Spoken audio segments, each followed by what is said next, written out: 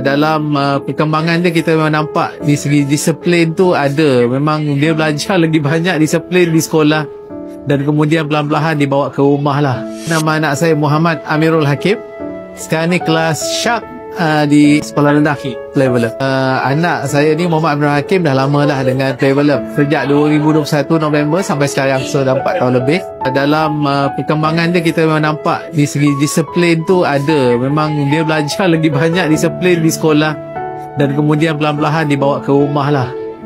Daripada sekecil-kecil benda sampailah perkara-perkara yang lain. Memang dari segi rutin dia pun banyak dipengaruhi oleh apa yang dia alami di Playvelab lah. Cuma sekarang ni anak ni memang nampak lah dia makin besar. Sekarang dah umur dah 8 tahun, jadi nampak lah dia punya kecenderungan lebih kepada hafalan. So dia memang minat lah surah-surah lazim ni, dia boleh hafal. So tahniah jugalah ustazah yang mengajar tu, jadi dia boleh catch up kemahiran budak ni. Anak-anak khas ni kita dapat tahu daripada saringan kesihatan dia. Kalau dia dah ada delay in speech, maknanya apa saja ada masalah perkembangan, kita kena cari jalan lah untuk selesaikan. Bermula dengan rawatan di klinik, dan kemudian bila dah nampak isu tu ada, maknanya kena pergi ke mana-mana pusat terapi lah.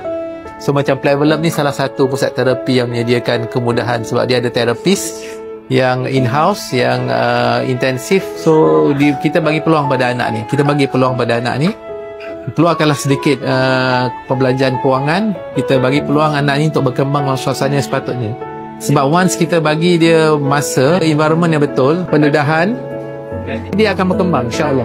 Jadi jangan biarkan anak-anak di rumah tanpa ada rangsangan, tanpa ada latihan dan sebagainya. So kalau di klinik ataupun di khasnya di klinik kerajaan, mungkin masa tu tak banyak sebenarnya.